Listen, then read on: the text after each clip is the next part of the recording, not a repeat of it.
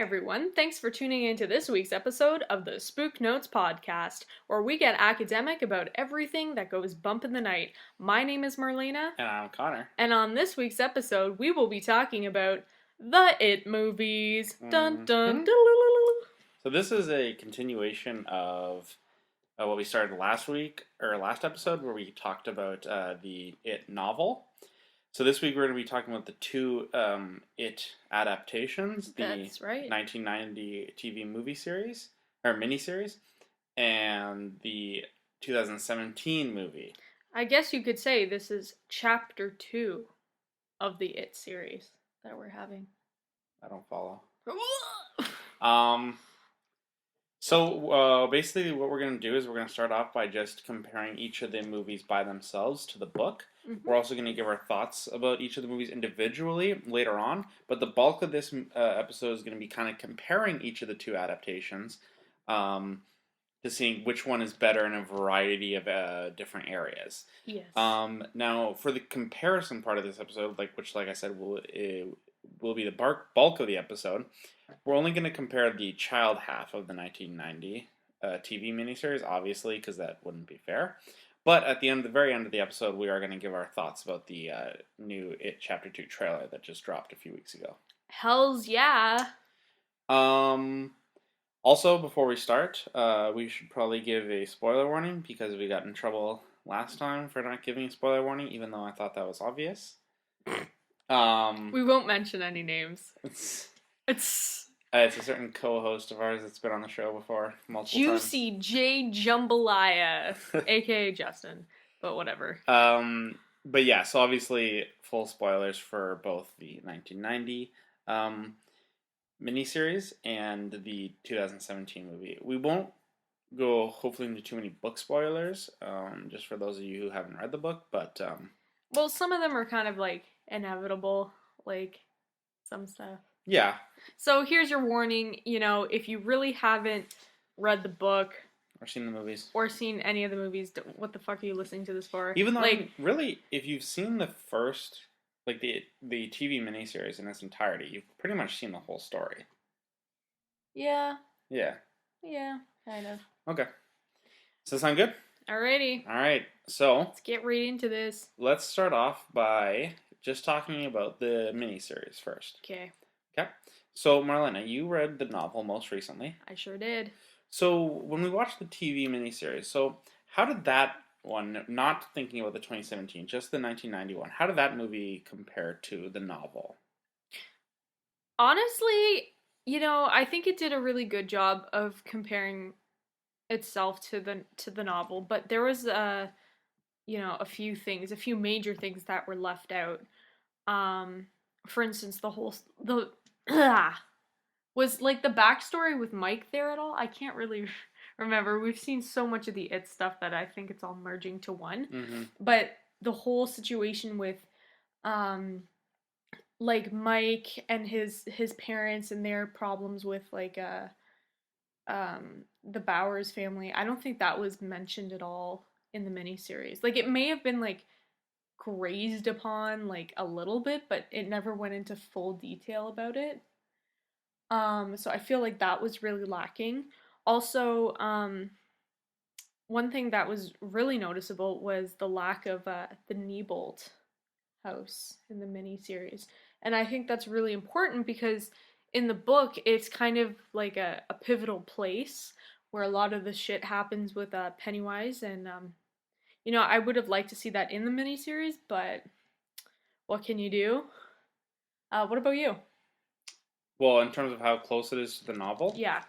Well, I definitely think that it does do a good job of matching how the novel presents the timeline of the story, because it does do that thing where it jumps back and forth and we get to meet each of the losers in turn. And then we get kind of their stories of how they were introduced to the club in general, and then how, their stories tie into everything. And it's kind of told through those flashbacks.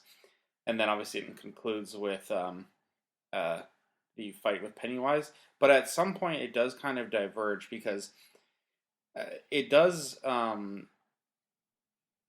maybe the second half of it, while there is definitely flashbacks to the child side of the story, the second half of it is mostly the adults, Mm-hmm. and so because of that, it does kind of veer off at a certain point. Because if I remember correctly, in the novel, the battle between Pennywise and the sewer as kids and the battle with Pennywise in the sewer as adults happen simultaneously. Yeah, that's But true. obviously, in the TV miniseries, the first episode, the first half, ends with the kids battling Pennywise in the sewers, which I mean makes sense as a good bookend to that first half. It's a good place to split it in half Mm-hmm. because it is, they make the promise to come back.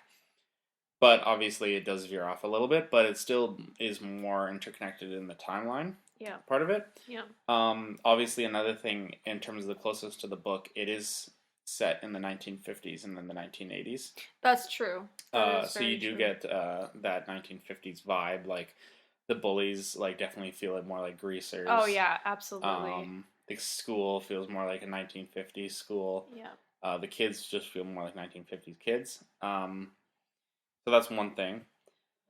I mean, I could pick out certain things, but I think that for the most part, the main place that the 1990 movie suffers is its length. Obviously, it's only 3 and a bit hours, like I think 3 hours and 5 minutes long. Mm-hmm. And the 2017 movie is just the child half of the story, and that's 2.25 hours. Yeah. So that's almost as long as the miniseries, and it's just the first half of the story. So because obviously the miniseries is so much shorter, it has to excise a lot of material. See, and I was really surprised because it was a miniseries. Like they could have done so much more with it. Like I remember, like I didn't watch all of the miniseries for The Shining, but it's 6 hours long. Yeah, and same thing with the Stand miniseries, because the Stand is actually comparable to it in terms of length Yeah. of the novel, and the Stand miniseries is also 6 hours, and even that has to leave stuff out. Wow. So it just goes to show that really, like, these things could be, even like I think they're actually remaking the Stand into a new miniseries, Yeah. and that's going to be like 8 hours. Hmm. Which is honestly what I feel like this story could be as well. I feel like this could be 8 hours. No, absolutely. Like even if they redid this, I know they had the whole thing with the movies coming out and whatnot, but if they were to make a Netflix series like based on the miniseries, I don't know, some bullshit like that, you could have like 10 episodes, each an hour long. I think so. And then that would but that it kind of raises the question: do you want it to be exactly like the book? Mm-hmm. You do? Oh no, no, I'm just in agreement. Yeah. In agreement. But no, that's the only thing. It's like because if you do that, then you're gonna have those nitpicky viewers like us that are like, well, they didn't include this little excerpt from the book. How dare they? Mm-hmm. So I think it really matters like what the director does with it, what they have and their material that they want to present. But I definitely think one thing that the 1990 movie does stick close to in the book, in one sense, is like the character traits of it. Like in the 1990 movie, it's Mike who's the historian of the town. Yes. It's kind of like oh man, what else? Like Ben is more of like the architect. He talks about building the dam. Mm-hmm. So I think it does stick closer to the character traits from the novel, Yeah. rather than kind of mixing things up a little bit. That's true. You know, even Stan is he's kind of more separate from the rest of the group, just like he is in the novel. Mm-hmm. Versus in the movie, he's like just right there with them all. Yep. So yeah, I think that in that sense, the 1990 movie definitely does some things right. Even just talking about the look of Pennywise, I mean, with the orange pom poms and everything, he's closer to how he's described looking in the book, as well as some of the things he turns into. Tim Curry's adaptation of Pennywise? Just his appearance is closer to how Pennywise is described visually in the book. And as well, like the things he turns into, like we see the mummy, we see the teenage wolf, yeah, things like that. So yeah, that is true. That is true. That they're sticking close to like the fears of the children, and I think that's really important. Mm-hmm. And I think that comes down to the 1950s setting. They are able to do that versus they can't really do that in the 1980s because the kids wouldn't be afraid of like the mummy anymore. But the mummy is very briefly in the Yeah, final fight scene, yeah. like when Ben hits him, his face turns into a mummy face, but that's it. I think that was more like an Easter egg kind of Yeah, I thing. think so. But yeah. Yeah. Okay, so then let's switch gears and talk about the 2017 movie. How does that compare in terms of closeness with the book? Honestly, I think it's roughly around the same for the 1990 adaptation. Like they do some things that are almost identical to the book. Like for instance, like Neibolt Street and what else? There was so I should have wrote the shit down when I was actually reading the book, but they do a lot of things that are very very similar to what is actually happening in the book and the movie. Um, a few of like the main differences that they skip out on again with Mike's backstory is like completely gone. Mm-hmm. Like actually this one is it's not like it's gone, but it's like severely altered because in the movie they're talking about how um his parents were burned alive and shit like that. Now he lives with his grandpa, whereas in the book like he lives with his parents and actually lives a relatively normal life. Mm-hmm. So there's a huge like difference right there. Also, some of his character traits are given to Ben. Like Ben in the 2017 movie is more of the historian. Yeah, that's true. That's true. You know, who kind of, even though he's the new kid in town, he kind of introduces the losers to a lot of the history of the town. And also with the 2017 movie, there's also more of a focus on kind of the goings on around the town, like the missing kids, Yep. the idea that this whole like summer or this whole school year leading up to it, it's been like this rash of missing persons. Obviously, Ben has that line where he says people disappear here like 6 times the national average. Yeah. So I like that, how they focused more on how this is like there's Pennywise attacks that we're not seeing in the movie, but we know are going on. Yeah, that's true. I don't think they really didn't mention it too much in the miniseries, right? I don't think so. I think really like in the miniseries, it just focuses on Georgie, and then later on with the girl at the beginning, in the present day timeline. Yeah. I'm just trying to think of like God. I should have wrote this down. Like the problem. Well, it's not a problem with it, but it is such a substantially large book, and it takes forever to get through. Either you're when you're reading it, or if you're listening to it. I listen to a lot of audiobooks, and especially when we do episodes like this, it makes me really think. God, I should have wrote it down. Maybe next one I will. But can you think of anything that like? Well, I mean, in terms of other closeness to the novel, I think obviously the and this is I think just a factor of the fact that the 1991 was on cable TV, Mm-hmm. but the 2017 movie, you can have that swearing, you can have the violence. Yeah, no, that's true. Definitely the one part that is very notable, especially with the new movie compared to the book, is the amount of swearing with those kids. Because in the novel, they swear quite frequently, and I remember this. I have a really sarcastic, dry sense of humor. So when they would like swear in the book and like do their like jokes and shit, I would laugh out loud. So when they could replicate that in the new movie, I thought that was really like nice because I appreciate stuff like that. So yeah. And as well, like the violence as well. Like obviously Stephen King is very does a good job of describing the violence and stuff. And in the 2000 or in the 1990 movie, you couldn't have that because it was on TV. Yeah. Versus in the 2017 movie, like you can have that, and you actually get to see a little bit more of that. Like you actually get to see Georgie's arm actually being ripped off. That's true. They had the balls to do it for sure. Yeah, and so that adds to it, and it makes it like just like aesthetically closer to the novel. As well, another thing that in terms of closeness to the novel, we'll talk about this more when we get to the specifics. But this one also does a better job, I think, of giving us the idea that it isn't really a human at all. It's more of just like this like alien creature that's trying to put on a face of a human, because they do a lot of things where like he like just acts very differently, or like the things he does are very like weird and like alien, and you get the idea that there's something behind the mask almost. Oh yeah, no, for sure. Especially like when they're looking in the movie when they were going through like the slideshow and you see like Pennywise like kind of like shape shift through there and get like really big in their garage. Like that's not something a regular psycho clown would do. This has to be something that's alien or well, yeah, you wouldn't paranormal or imagine Tim whatnot. Curry doing that. That's right. Okay, so anything else? Nope. Okay, let's start It's the end of the podcast, guys. Bye. Subscribe. Smash the like button.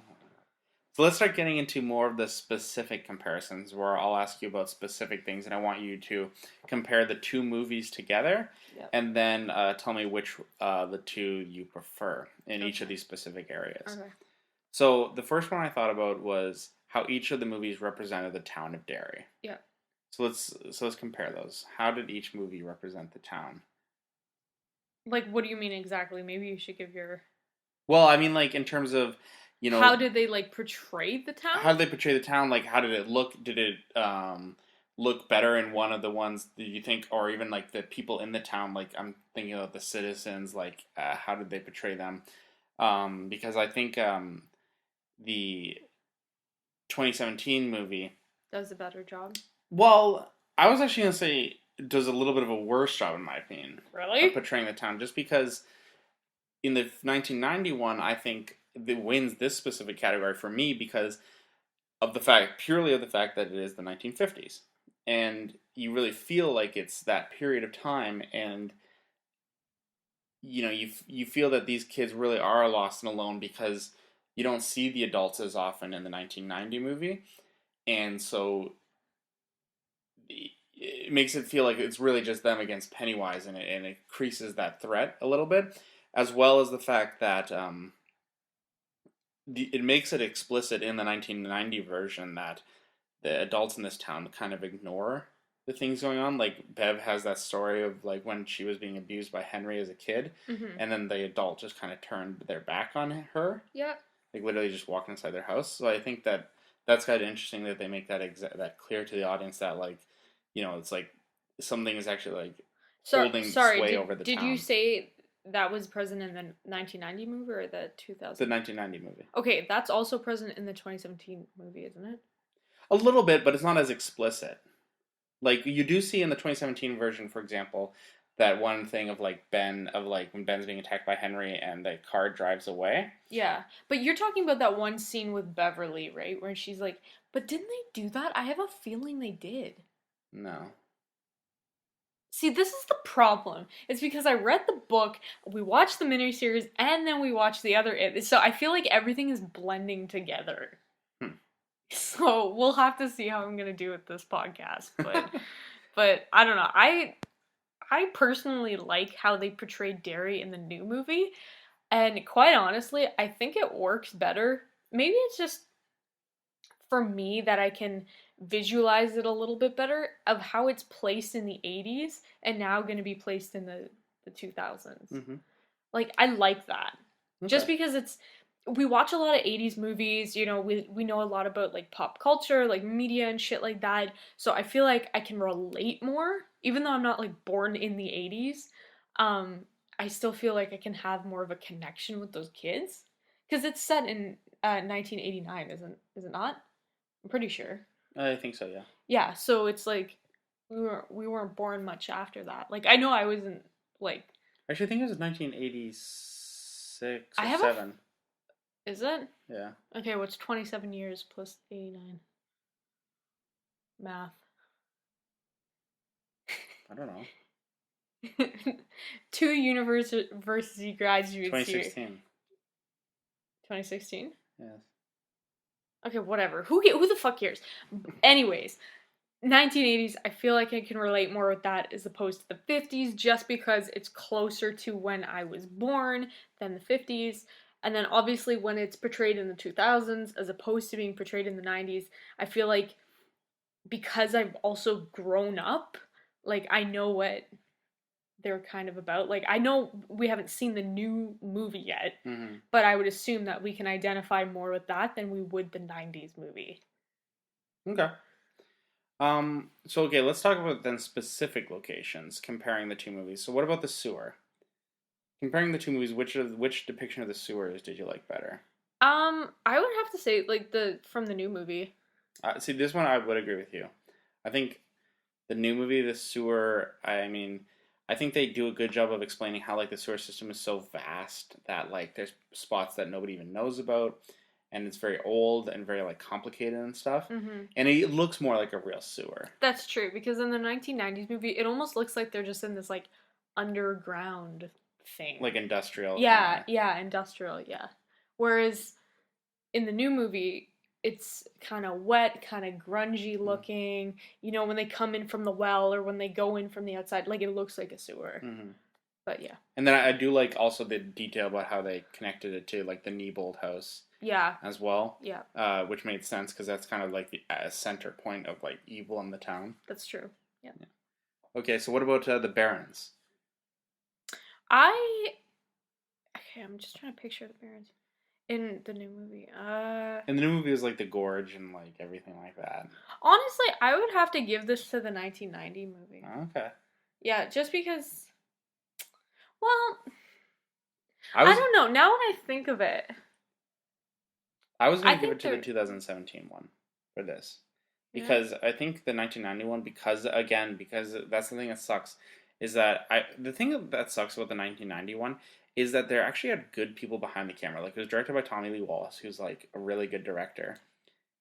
Which we met, by the way. He's our boy. But the biggest hampering to it is they just didn't have the money because it was on like a TV miniseries budget, so they just didn't have the money. So like the Barons are really just like one like little river stream area. But that's what I kind of associate with the Barons. When I think of the Barons, I just think of like a small creek.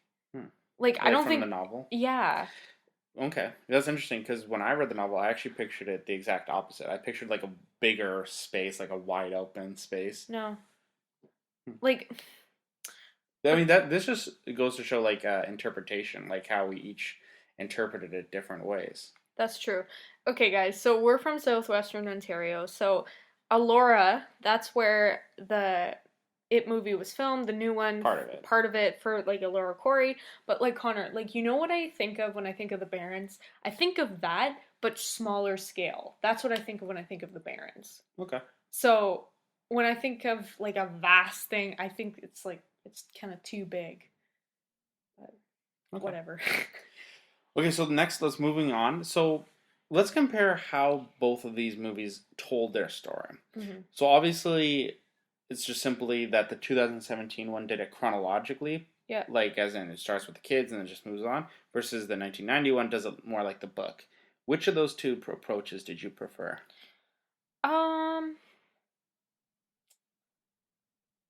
Honestly, I would have to give it to the new one. So would I like the way they told the story of the kids because that way it's not very choppy. Mm-hmm. Like you get to like see that character development more clearly throughout the movie. Mm-hmm.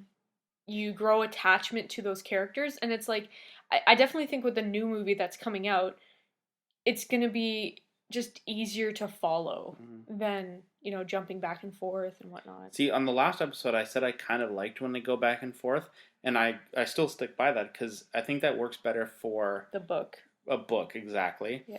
But when it's a movie, it is kind of it comes across as kind of jumpy, and it comes across as also kind of silly when like they do those cross cuts between the faces of like the adults and the kids, and it's just like, that's dumb. Oh my god, I remember this thing, and then they like dissolve. So that comes across as kind of silly. So I think it works in the book, but for the movie, I like how the 2017 version did it. Yeah. Okay, so let's talk about certain events. So specific events. So let's go through these like really fast. Quick thoughts and then say which one you prefer. Okay. The death of Georgie. Okay, I definitely liked it better in the new movie because it's more gory, and that's how I pictured it in the book. In the 1990 series, all you see is just like Tim Curry go rah, open his mouth and just kind of like suck him in and shit, which is cool. I like that too, but I definitely like when Georgie's like trying to get away and bleeding out. Wow, I'm sick. Okay. I would probably agree with you. The only thing I will say in defense of the 1990 movie is, and we'll get more about this when we talk about Pennywise specifically, but Tim Curry actually looks like a clown who you would approach and who would try to be friends with you, and you would try to be friends with. That's true. That's Versus true. Bill Skarsgård just looks creepy right off the bat. You're like, why would this kid be talking to him? He just looks like a fucking like alien monster. That's true, especially with his one eye like kind of glaring away. But, yeah. Okay, so let's talk about just other specific events. Bev in the blood in the bathroom. That's something that happens in both movies. Which one did you prefer of those two? I would say the second one. Yep. Or the second one. The new one. The new one, just because like it's like batshit crazy, like there's blood everywhere. She also gets pulled into the sink by her hair, which I find is like really interesting because, well, she chopped it off, right? And that was kind of like something that was like tying her down. Ha, no pun intended. And I just like that a lot more just because I am really terrified of blood. So just having that image like of blood all around me, it's just it's gross. It makes it, and I think that just the amount of blood, like the fact that it covers everything, makes it more surreal. Yeah. And adds to that fantastic element. So I agree with you. 2017 one. Nice. Okay, what about the rock fight? That's something that happens in both versions. I would say, like, again, the new movie, just because they have some nice music that goes with it, and it's more dramatic in that sense. But what about you? I agree. Okay. Okay, and again, just focusing on the child side of it, when the losers fight Pennywise in the sewer. Oh, the child side of it. Okay. Not gonna lie, guys, I actually fell asleep the last 20 minutes of the miniseries of it. So. But that doesn't happen in the last 20 minutes. It happens in the first half. Okay, well then I fell asleep the whole movie. But I would say the fight with. But you've seen it before. Yes, the new one again. See, this one I would almost go with the other one. Why? The reason why is because the new one, it has a lot of cool moments when the losers are fighting it, when it transforms into all the different things. Yeah. But I don't like how they just kind of beat him up. Like, they just hit him a bunch of times, and then they defeat him. Like, the thing with the old movie that it does that I really like is it does more about the idea that it's like the child's imagination that defeats it. Like, you get that moment when Bill is like, he thrusts his fist against the post still and sees he sees the ghost. Right? Or what I was going to say, when Eddie, has the his inhaler and he goes, this is battery acid, you slime. And then he hits him with that, and then Pennywise's face starts to dissolve. Or the fact that they believe that the silver will actually hurt him. So Bev uses the slingshot. See, I agree with what you're saying in that sense, but I think it's more powerful when they're, beating up Pennywise, because like it's almost like an adaptation of them conquering their fears, like directly like attacking it and confronting it head on. I think that's what I associate. Like, obviously, I know what you're saying with the whole thing with the imagination and whatnot, but I think it's more meaningful for me to see that a child is like conquering their fears, taking it head on. I would also say the one thing I do like with the 1991 in that scene is also like the reason Pennywise can't just kill them all in that part is because they're all holding hands, they're all united as one, and then the one he actually grabs and takes away from the inner circle is Stan. Because Stan's the weakest in terms of his belief. And that's why he is the one who dies. Or he's the one who commits suicide later on. So I like that you also get the idea that the reason they're able to defeat it is because they're all together. That's true. And that's one thing that's really noticeable about the new movie, is the fact that Bev goes missing. That never happened in the book. Yeah. So, like, I don't know if I like that, because it's kind of like... They have to go save the princess. Yeah, I don't like that. I like, having characters, especially girls and women, who are just strong and empowering. Don't need to be saved. Exactly. Whereas Bev, in the book, that's kind of what her... Well, not really, but I like to think she's strong and, powerful. Mm-hmm. Obviously, she has all these guys around her to, like, help her, like Ben and whatnot, but the fact that you're just seeing that so open and so, in plain sight, I don't like that. Okay, moving on. Okay, so let's move on to the next part where we compare the characters. Again, let's do this pretty fast and just say which version you like more. So we're not going to talk about it, or just very briefly? Oh, no, talk about it, but like you know, you don't have to go in depth for each one. Like, okay. you don't, you know. Yeah, okay. So Bill. And we're just doing it based on the child stuff, right? Yeah, because obviously it wouldn't be fair. Okay. Because we haven't seen that. Okay, so child, I prefer new Bill. Just because he has more of a stutter, he kind of looks, well, I say looks like I can see into the book, but like he resembles Bill in the book more than the miniseries Bill. Miniseries Bill honestly looks like a young child model, and he doesn't stutter, and yeah, that's about it. Okay. What about you? So right off the bat, I'm going to disagree with you. I'm actually going to go with 1990 Bill. Why?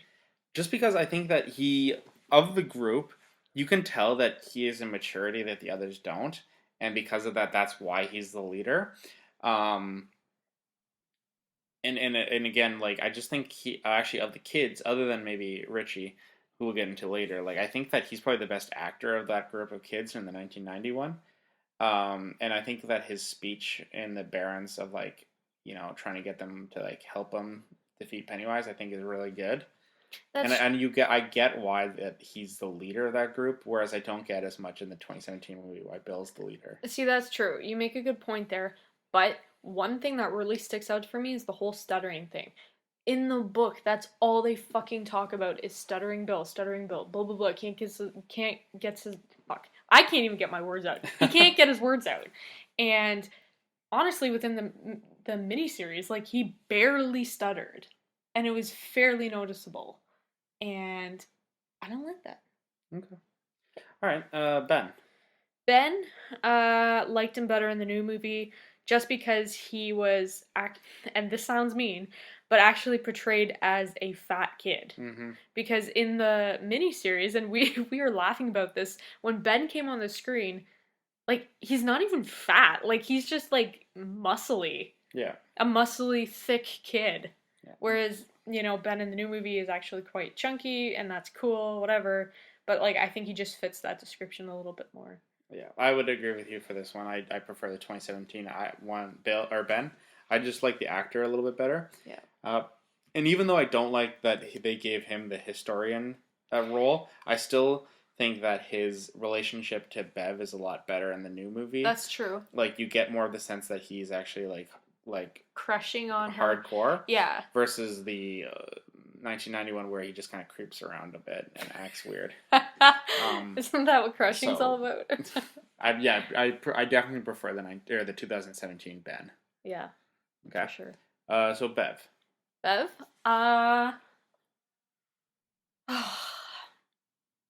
This one's easy for me. God, I don't like. Okay. This one's all the way 2017 for me. Why? I was gonna say the 1950s. The 1990s one. Or 1990s. Just let me explain why. Bev in the new movie is kind of slutty.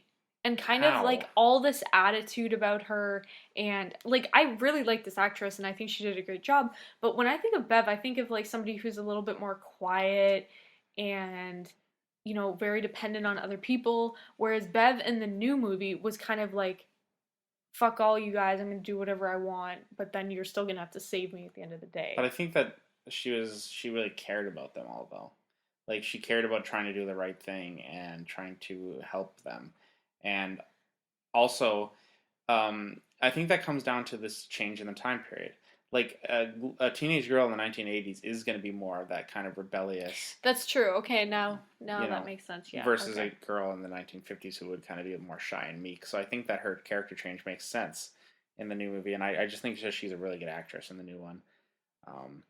And just does a really good job of it, embodying that role. But at the same time, I feel like she almost looks...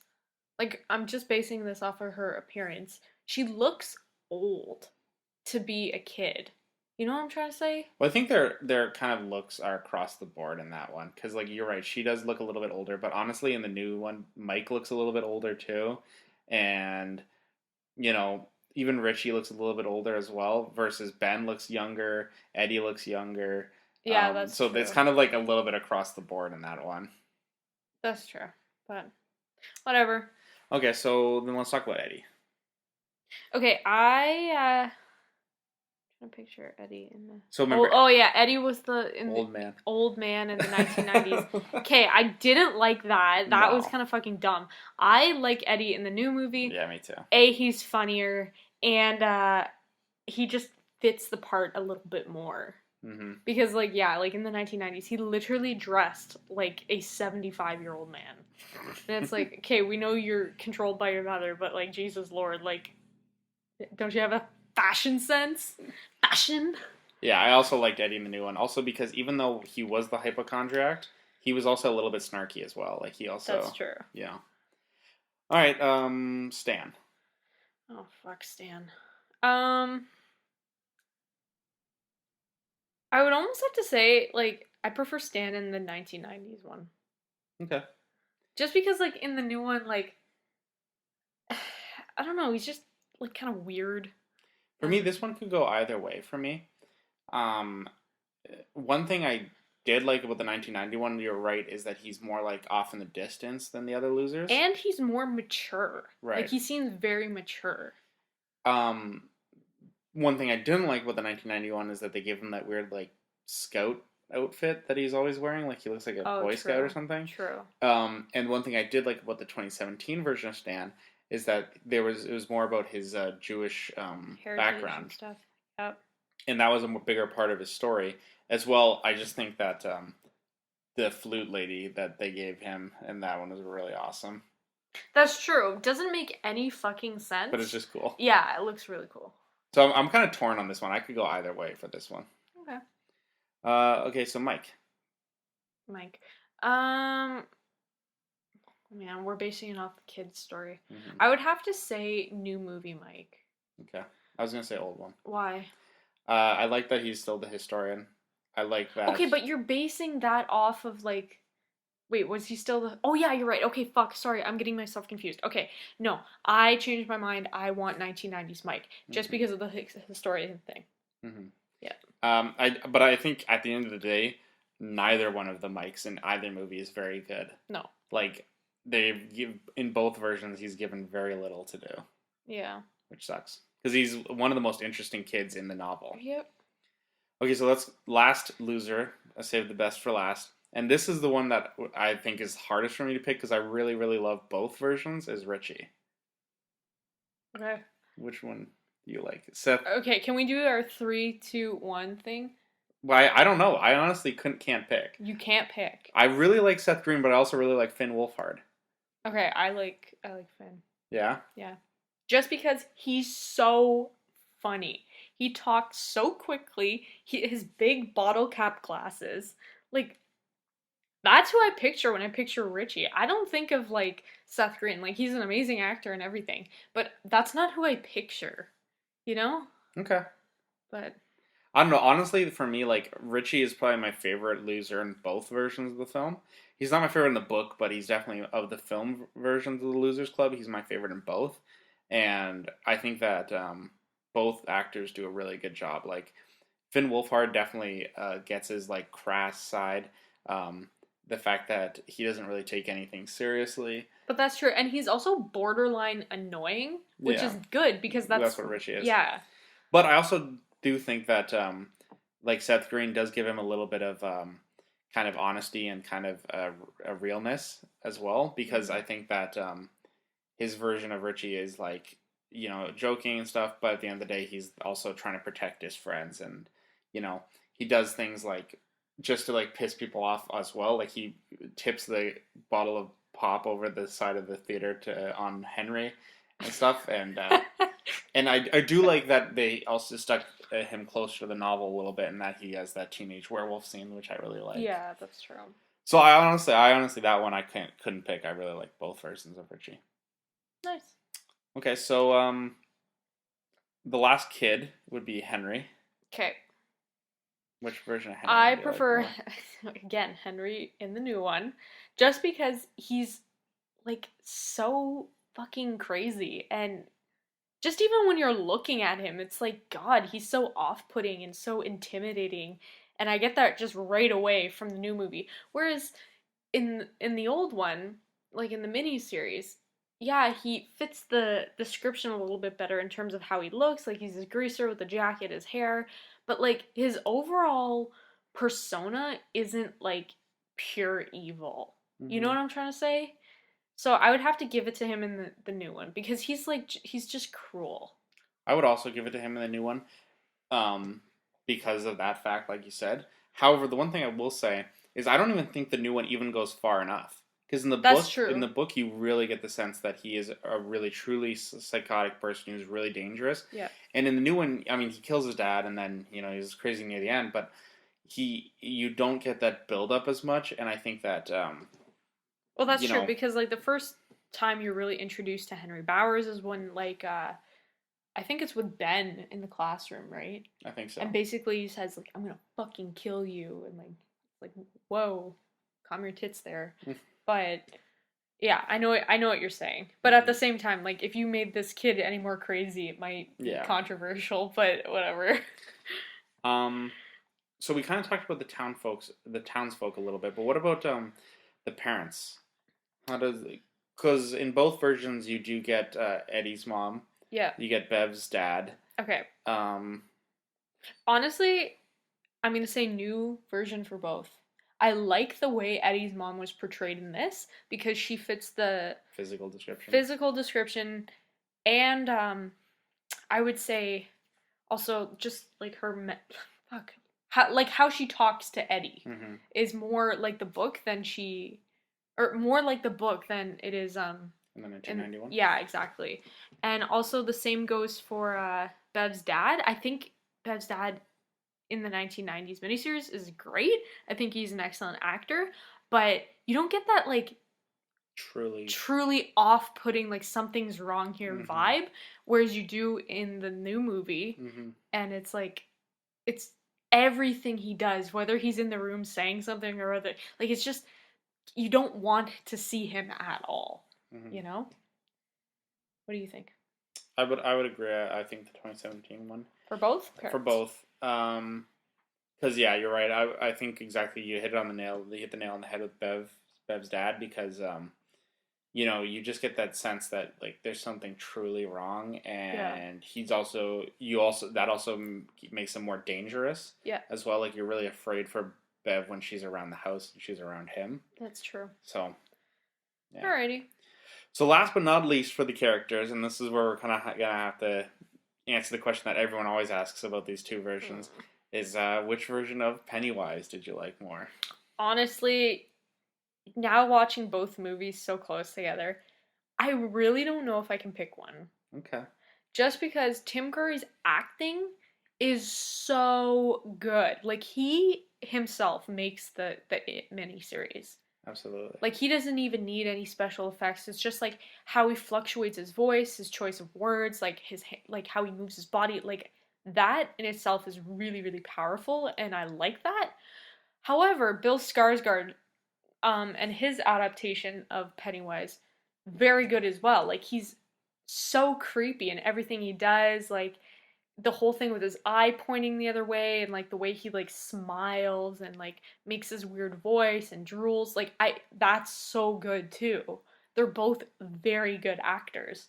Like you said, Tim Curry's like appearance of Pennywise fits the book a little bit more, but in terms of being scary, I prefer Bill Skarsgård. Oh yeah, Bill Skarsgård is absolutely scarier. Yeah. And I think that's because what Bill Skarsgård does is that he, like I said earlier, he does that thing where you definitely tell that it's an alien creature underneath trying to pretend to be what he thinks is a human. Yeah. Versus Tim Curry is actually just like a crazy clown. Yeah. But Bill Skarsgård, like the way he moves his eyes, like his teeth, the way he drools when he's even without the special effects, is like you get the sense that it's something wrong there. Yeah. Something is very wrong. Yeah. But again, also just the way he moves, like.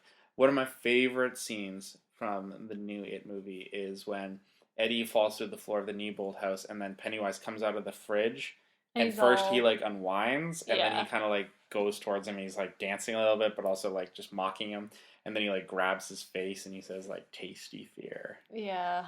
And just that you also really get the sense that he's really hungry, like he drools, but also the way he describes like how like the fear is almost like a marinade Well, that's true, especially, and you get that in the opening scene when he sees Georgie, Mm-hmm. and he's just like fucking drooling, and it's just like, stop, it's gross.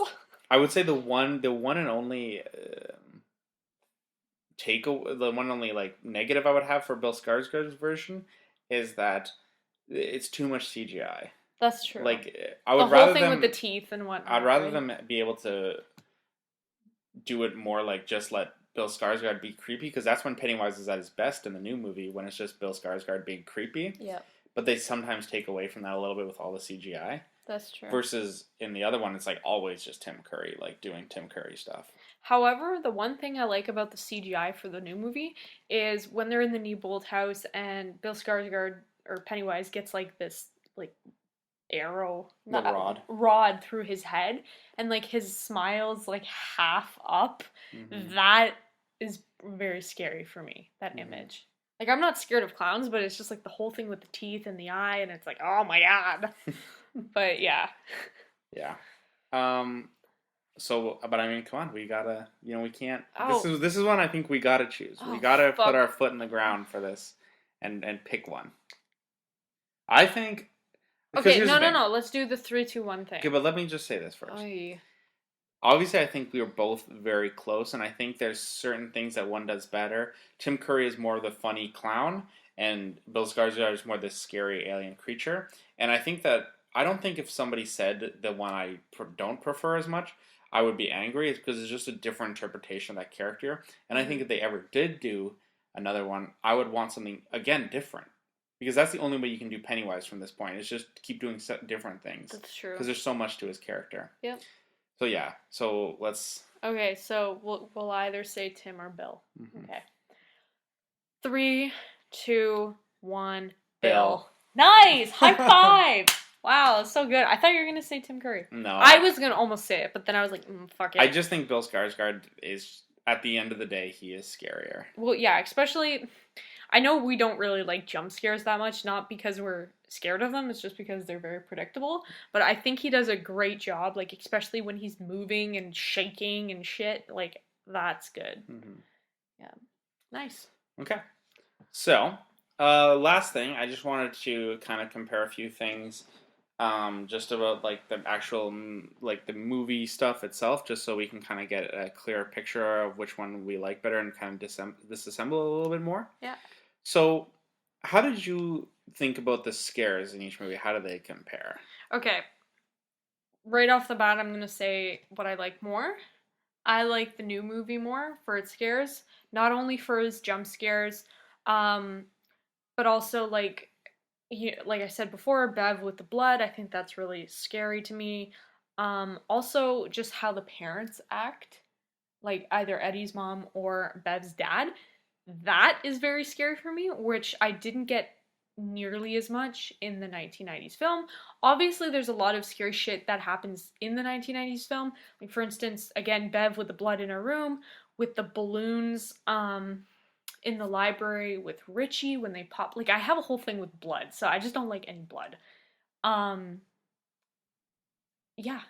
Like, I thought those scares were really good. Also, another one in the new movie is the soldier that comes down the stairs with Ben in the library, and just the way it shambles and moves, that is scary to me. Mm-hmm. That is really scary to me, which is good. That's what I want. Mm-hmm.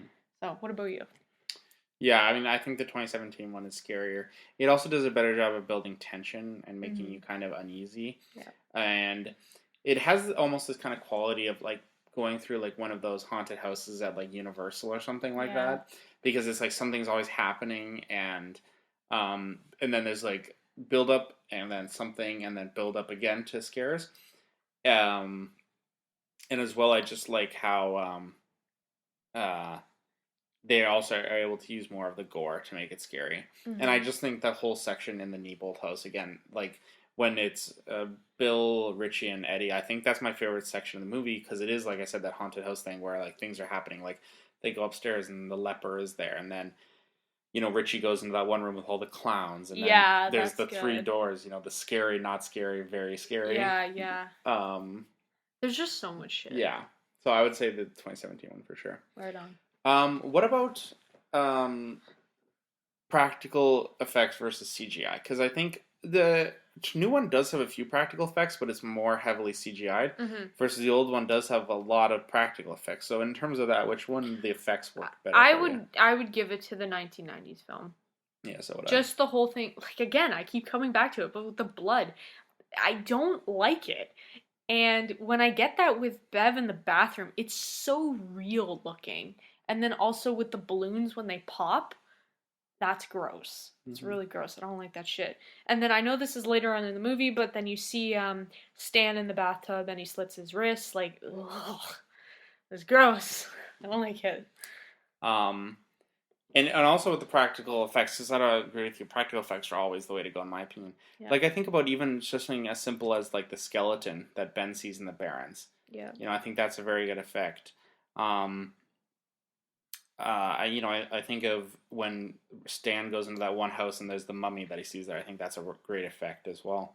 And I think that the thing about CGI is it can sometimes take away. Like, you can tell at certain parts when they're using CGI. Like, I think of, like, when Georgie gets his arm ripped off. When Georgie gets his arm ripped off. Or even, like, that scene when Georgie is in the basement of Bill's house when it's all flooded and, like, his face turns all, like, whatever, and... But I think that's good too. It's obviously, I know it's CGI, but like the way they played with his voice, that was really good. One thing I did like about the new movie is I think it's when, yeah, they're in the sewers. It's either Patrick or one of the other kids, but they see the heads and shit floating. That's gross. But it's good. I like that shit. Another great practical effect in the 1991 that I love is when they're looking at the picture, and then the picture starts to come to life. Well, because that's mentioned in the book. And then Pennywise obviously comes out at them. Yeah. I like that. So I think practical is always going to win. Yep. What about the music? I would say the new one, just because like they play some like 80s music and shit, right? I like that. I like the 1991. Why? Because the 1991, I like the main theme, which is the carnival theme, because that's such a big part of Pennywise's character, and that's something that's... Because, like, the thing about the 2017 one is the fact that Pennywise is a clown is almost incidental. Like, it doesn't really matter other than that one time Richie goes in the room with all the clowns. The fact that he's a clown doesn't really matter too much, versus I like how they put those clown elements more into... the 1991, and that music really helps when that kind of carnival theme comes. That's true. I like that. That's nice. Yeah. Okay, so then lastly, for the comparison part, what about just the overall look of the movie? How the movie is shot and, like, kind of the colors used and things like that. The second one. I would actually agree with you for this one. Yeah. Just because there's a very diverse way... or a diverse selection of, the way they shoot the film, like different camera angles, different techniques with lighting. I appreciate stuff like that, whereas I find in the 1990s film, it's just very bleak. And I think that again, comes down to the fact that in the 1991, they just didn't have the money. That's true. Yeah. To do something big like they are in the new one. So, yeah. Alrighty. So, now we're getting near the end. And I thought we would just kind of before we give our final rankings and everything, just kind of give like our thoughts on each movie. What each movie does good and bad for overall. Like, what is the overall good and bad of each movie? So let's start with the 1991. What's the things it does good overall and the things it does bad overall? Tim Curry. Yeah, that's one of the best things about the movie. I would also say the practical effects are really good. Some of the places where they do the filming is good for the Barrens. I really like that. What else is good in the movie? Like their cast selection is for the most part good. Like, and I mean like Seth Green and like definitely like the older cast like Richie as well, and Bev is pretty good. I know we're not talking about the older people, but like that I think would be good. I just think for me, another good thing about the 1991 is just the simple fact that it is the 1950s. I think that adds to it. I don't like that. And I know the whole book is about the 1950s, but like even when they were talking about the 1950s in the book, I was still thinking the 1980s in my head because of the movie. Okay. So, I don't know. Yeah. Okay, so what don't you like about the 1991? What are some bads? Some of their acting is shit. Like a lot of the acting is shit. Yeah. Like I know I said some of the acting was good, but then it's the complete opposite. Most of the acting. It's a hit or miss for sure. I think that's I think the lack of blood and the lack of swearing. Yeah, that's really true. Well, like it. they played it on TV, right? So they have to be really careful with what they put on there. I just don't think there was just like enough pizzazz. But can we talk? We can't talk about the ending of it. Of the adult version? Yeah. No, let's not. Fuck. Okay, if anything, I wanted to talk about that. But I don't know, I just think it was lacking a lot of stuff, a lot of shit with the characters and what they do for fun, like whereas that's more evident in the new movie. Okay. So then what about the 2017 movie? What's good about it and what's bad? What's good about it is everything, what's bad about it is nothing. No, I'm kidding. What's good is the choice of actors. I think they were all very, very talented young kids who acted in this movie for sure. Like they're gonna go places in their life. It was visually appealing. The choice of colors, the angles in which they filmed the movie were very interesting. The jump scares very good. Little bit of a different concept with the scares as opposed to the 1990s version and the book. I thought that was good. I thought that was a nice, interesting twist.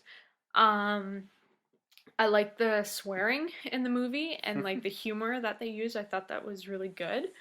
The gore, the violence as well. What was bad is that it kind of strayed away from the book a little bit too much for me. That's what I was gonna say. With the whole thing with Mike's past, Ben's character. Fuck, what else? Stan also a little bit. Yeah, Stan. Like, there's a few things, but for the most part, I think it's pretty solid. Even Bev's character is also different. Well, yeah, because like I was saying, like she's more meek in the first. There's a lot of character changes. Yeah. In 2017. Like I love Bev. Like in the new one, she looks awesome. Like she's so pretty for a young actor, and I think she does a great job. But I just don't think it was the right character. And like you said, it may have been appropriate for the time, but for me in my head, I'm thinking she's less empowered. And I know I'm all about the women being empowered and shit, but it just doesn't fit the role, you know? So. Okay. So let's get into overall rankings and everything. Yeah. Okay, so let's rank. So and then we'll say which one we like better. I mean you can probably tell by our rankings, but okay, let's do which one we like better first then. Okay. So do you want to do it on 3? Okay, so first or second is our. Or just say 90s or 2000s. Okay. 3, 2, 1, 2000s. Yes, high five. Again, I just think that, and it also speaks to how excited I am about the new movie coming out. But I just think that 2001 does a better job of making you care about the characters, which is so important. Telling their story more in depth. You have the time to be with those characters more. Yep. And it really shines because of that. That's right. Okay, so let's give our rankings of each. So let's give our, out of 10, our ranking for the 1990 movie. Oh god, out of 10 balloons. Yeah. 10 bright red balloons. Oh man. Okay, ready? Are we doing it? No, just say yours. I'd give it a 5. Okay. Yep. Do I have to explain? If you want to. Well, just because, like, you know, like the whole thing with the practical effects and shit like that. Actually, let's not go into a whole, because I feel like I'm just gonna bring shit up. Okay, so a solid 5 for that. What about you? I'd give it a 6. Wow. And the only reason I'd bump up a little higher than yours is I just think that, and while we both said Bill was better, I just think Tim Curry is just so good. That's true. Well, that's pretty much my whole 5. Yeah, just Tim Curry. Yeah. Okay, so what about the new one? I'd give it like a 9 or a 9.5. Okay. I'm serious. Just because, like, I thought it was really good, and I remember when we saw it in theaters, and I was like, wow.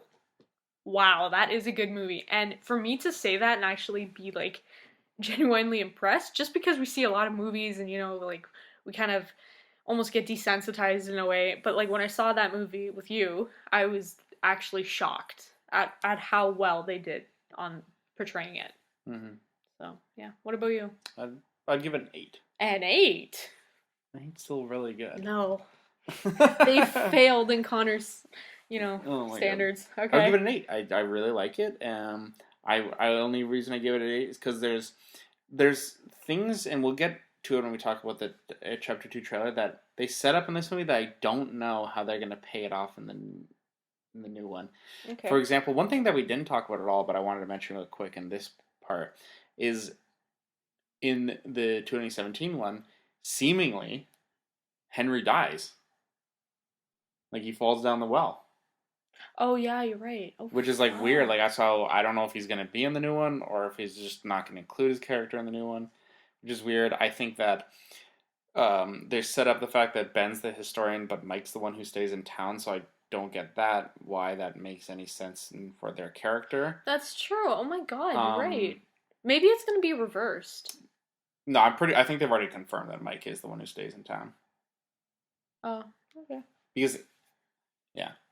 So, I mean, still great overall, but I think there are a few things that are just weird changes that, in my opinion, that do bring it down a little bit, but, I mean, still great. Still 8 overall, for sure. Okay. So, do you want to end this by talking about the It Chapter 2 trailer? Of course. So, before we do that, I just wanted to, before we end it off, I wanted to give you a little surprise. This was a gift I got for you a while ago. A way gift? Back. The fuck? I didn't get you anything. Because I knew we were going to be doing the It coverage on our podcast. Oh my god. So I got you something. And this is absolutely a gift for you, and it's definitely in no way a veiled gift for myself. Okay. So I got you the It NECA Pennywise. Again, guys, not a gift for Connor. No, this is a gift for you, not for me, definitely. Not the guy who's probably bought about 15 of these figures. It's absolutely a gift for you. Definitely not a gift for me. He's just saying this so I won't yell at him. So what this one does... Let's see it. Let's see. I know this is absolutely great for the podcast. That's actually really cool. And so I know you guys can't see it. Maybe we'll post a picture of it to our social medias. But this one actually has a few different head sculpts. So it has the Pennywise in the slideshow. The slideshow with the hair. It has the Pennywise with the rail coming through his head. Yeah, that's the one I was talking about. That's fucking scary. It has the Pennywise about to bite Georgie face. Wow. And then that's also his face when he comes out of the slideshow in the garage. This is really cool. And then it's called the Well House Pennywise. Wow, guys. I got a present. I'm going to start making podcasts every day. Well, thank you. Oh, no problem. I didn't get you anything. I know. Okay. This is my gift to you and to me. You fucking asshole. Okay, so let's end it off by talking about the It Chapter 2 trailer. Okay. Does it look good? Yes. Okay, to start off, from the beginning of the trailer, I think it did a very, very good job of portraying when Beverly goes to her old house and when she's talking to Mrs. Kirsch. That is almost spot on to the book. And also I like how the trailer, it basically starts by giving us almost a full scene. Instead of doing what a normal trailer does and kind of jumping back and forth, which they do in the second half, the first half of the trailer is pretty much just a small snippet from the movie. That's true, and you get that tension of building already, which is great. I like that tactic. And you can already tell that's going to be creepy. Like, Mrs. Kirsch is very creepy. Yeah, that's true. In terms of the actual cast for the new movie, I don't know how I feel. I think we're gonna have to wait and see. Yeah. I think we're really gonna have to wait and see. I don't want to say too much too soon, but it's that's not how I pictured them, and I know we're to each our own, but I don't know. I think that what intrigues me about it is, as we've been doing this coverage, it makes me think back to so much of what I've read in the book. And then there's, in the new trailer, it teases a lot of things from the book. It teases the death of Adrian Mellon. Like, I think about, there's that quick shot when it's like those like hundreds of balloons coming up from under the bridge. Yeah. And at night, and I can only imagine that that's Adrian Mellon. There's also a shot of a carnival. Yeah, which is very interesting. Which is what that scene's from, right? Yeah. It teases the Paul Bunyan statue coming alive. That's true. With Richie, which should be fun. Mm-hmm. It teases the meeting at the Jade Orient when he says this meeting of the Losers Club is now in session. Yep. So I think that we get a lot of those teases in, and I think that we're also going to have to wait for a longer trailer to come out to really tell, but I'm very excited for this new movie. Honestly, I almost don't even want to watch any more trailers. I'm serious, because one of the things, we do this all the time, we get so hyped up about a movie because based on the shit that we see in the trailers, and we like hyper analyze it and all this shit, and then we go and see the movie and it's not living up to our expectations. So I almost feel like I just Hashtag Pet Sematary 2019. Yeah. Fuck that movie. So I think we should, you know what, you do you, but I'm gonna do me, and I'm not gonna watch any more shit. I'm just gonna go see this movie and have a good old time. Okay. Yeah. Alrighty. So, I mean... Alrighty, just shut that down. That kind of includes our It coverage that we've been doing on the podcast. Comprehensive opinions. But it's not the end of it. Because, obviously, when the new one comes out, we'll bring you back our first impressions of it. That's right. So you'll get another It episode in September when the movie comes out. Mm-hmm. But until then, that's our It coverage on the podcast. That's right. Well, we hope you guys enjoyed this episode. It's definitely one of our longer episodes, as well as our last one, so thanks for holding in there. Again, like the book, very long, so we thought we would just replicate the same shit. Mm-hmm. But also, there's just so much to talk about, and we had almost 5.5 hours worth of movie to talk about. Yeah, and honestly, I don't even think we scraped the surface of it. We didn't even do like an in-depth analysis or anything. We're just talking about what we saw and what we liked. Mm-hmm. So, God, I can't even imagine. Maybe one day we'll do like an analysis of all the themes and shit like that. But for now, we thought we would just give you guys a little bit of a break. So, mm-hmm. Yeah, and a little bit of a break for us. We enjoy doing this, and it definitely is a little bit more work when we have to do the analysis. So, it's summer after all, you know. Well, it's summer in Derry. Oh my God. But yeah, Connor, where can they find us? Well, you can subscribe and find us on SoundCloud, iTunes, and YouTube. I almost said Twitter. On YouTube, all under Spook Notes Podcast. It's just Spook Notes. Okay, it's just Spook Notes. You can also, so you can subscribe to us there. You can you can share it with your friends. You can leave a comment.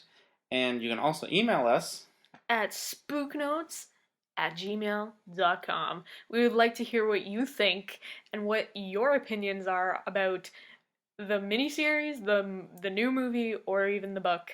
So, yeah, feel free to just, talk to us. I need somebody else to talk to other than Connor. It's driving me nuts. But, yeah, so we really hope you guys enjoyed this episode, and as always, don't forget to cite the Spook Notes. Bye!